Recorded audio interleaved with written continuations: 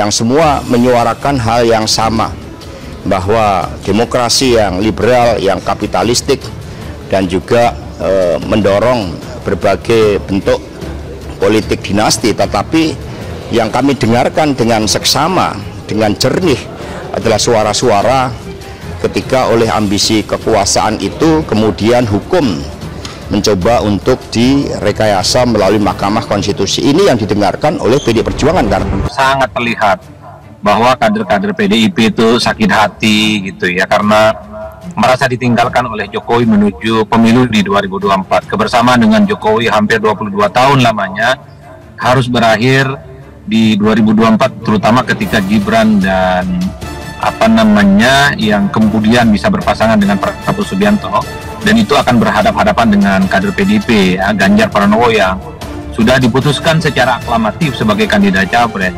Inilah sepertinya yang kemudian membuat kenapa Hasto, kemudian Adiana Pitupulu, kemudian Masinton Masaribu, teman-teman lain-lain di PDIP gitu ya, silih berganti menyatakan kekecewaannya.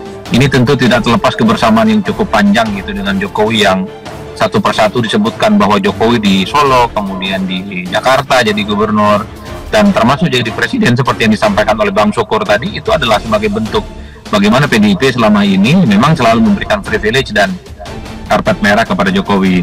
Tapi kenapa kebersamaan yang cukup panjang ini harus berakhir dengan pisah jalan gitu ya, dengan merestui Gibran untuk bersandingan dengan Pak Prabowo Subianto. Jadi saya kira ini adalah ekspresi kemarahan dan sakit hati sebenarnya, Mbak, yang saya kira secara eksplisit disampaikan oleh Hasto dan teman-teman PDIP yang lain. Itu satu ya.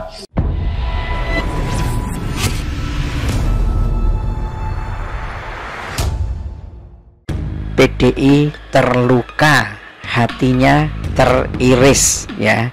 Ini memang duka politik yang paling mengerikan di menjelang Pilpres tahun 2024 itu ya, karena tampaknya ya hidupnya PDIP terombang-ambing dalam duka ya.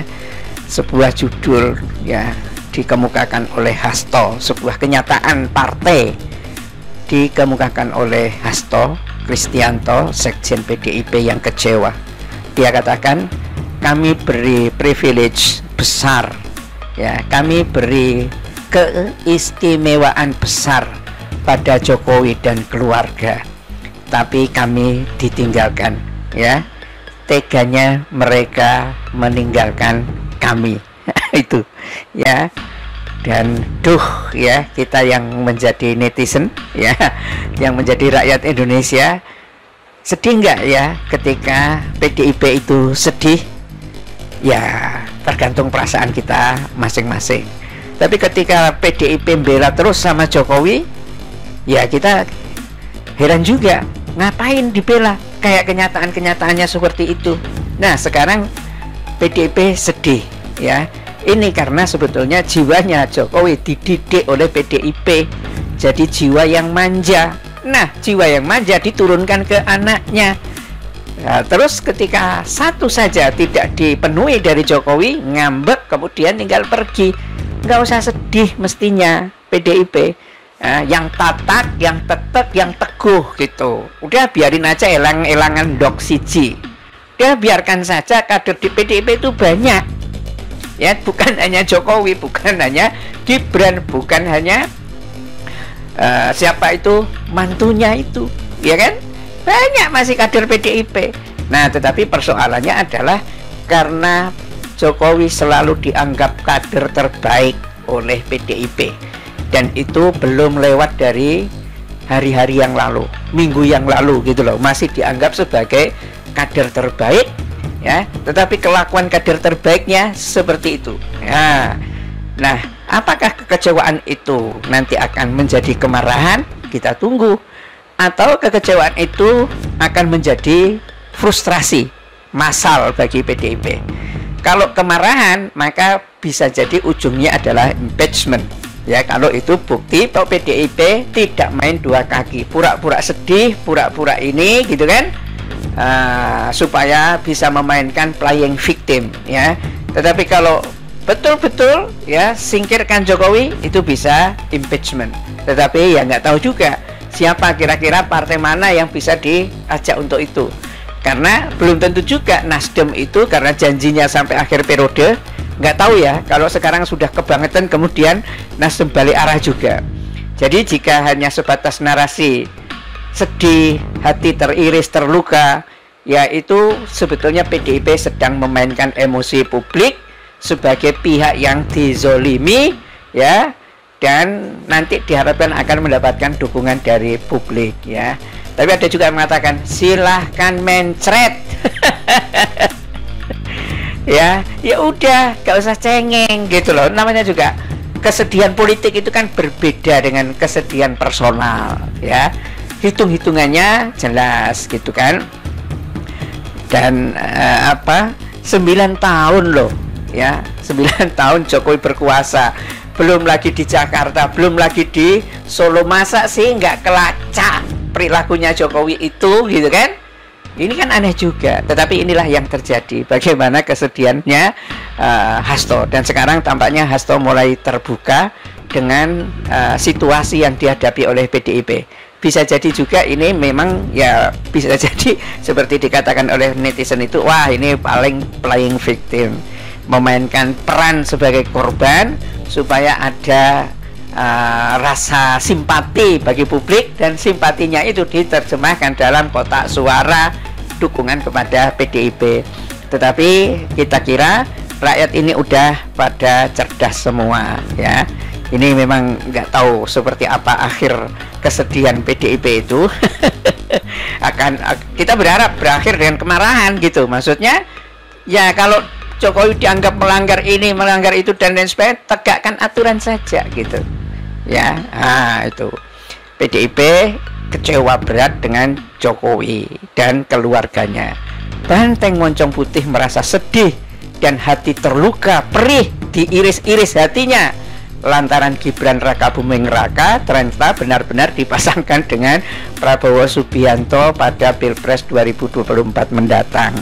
Dan perasaan sedih ini disampaikan langsung, ya, Sekretaris Jenderal PDIP Hasto Kristianto lewat keterangan tertulisnya.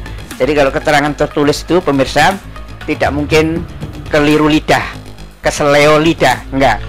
Karena kalau keterangan tertulis itu artinya dibaca ulang, oh sudah benar nih pernyataannya, jadi nggak mungkin salah gitu. Kalau toh salah pasti dicoret-coret itu, begitu.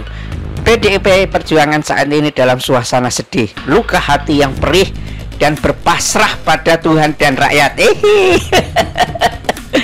Katanya siapa sih yang dimaksud rakyat ini? Rakyat kiri ya? Iyalah, harus rakyat kiri, bukan rakyat yang ke pengajian. Loh, Tuhannya siapa? PDIP ini, ya, kita agak tanya-tanya juga. Ya, yang biasanya suka nyipir-nyipir masalah kehidupan umat Islam, sekarang coba di situ. Nah, diurei Hasto bahwa tingkat DPP partai hingga ranting dan anak ranting masih tidak percaya Gibran berani maju sebagai cawapres dari partai lain. Ini juga memang kebangetan juga Gibran itu. Dan kebangetan juga cara taktiknya Golkar gitu loh. Ya, keluar dari PDIP dalam masuk menjadi anggota AMPI atau seperti apa, ya.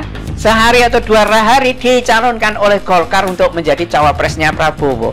Ini Golkar partai gede tapi nggak ngerti lagi gedenya gitu, ya. Jadi memang jorok mainnya Golkar sekarang ini, kalau boleh dikatakan seperti itu juga gitu kan. Masa baru 2 hari kemudian malah dicawapreskan oleh Golkar. Tetapi semua orang juga tahu kenapa sih sampai seperti itu Golkarnya. Karena partai ini elitnya, tengkoknya udah digenggam oleh kekuasaan. Rata-rata seperti itu deh, ya, pengetahuan ini, sehingga mereka nggak bisa berkutik, cuma kejang-kejang aja kakinya kan. Tetapi inilah situasi yang saya kira menarik saja. Kalau kita rakyat sih, kamu sedih aja, nggak apa-apa. Ya, bahkan mungkin sebagian orang merasa happy dengan kesedihan PDIP, ya. Karena apa? Kebanyakan buruh itu berharap banget demo berbulan-bulan, ya, supaya DPR itu menolak Omnibus Law, ya, yang membuat buruh kita itu menjadi pihak yang semakin rentan, ya. Ternyata malah di-bypass oleh PDIP, ya. Mikrofonnya dimatikan sama Puan hanya untuk terjadi perdebatan aja nggak bisa. Lah terus kita disuruh ikut sedih kepada PDIP begitu, simpati. Ya kelihatannya enggak lah. Mana ada buruh sekarang yang ikut-ikutan sedih ke PDIP? Enggak, biarkan saja.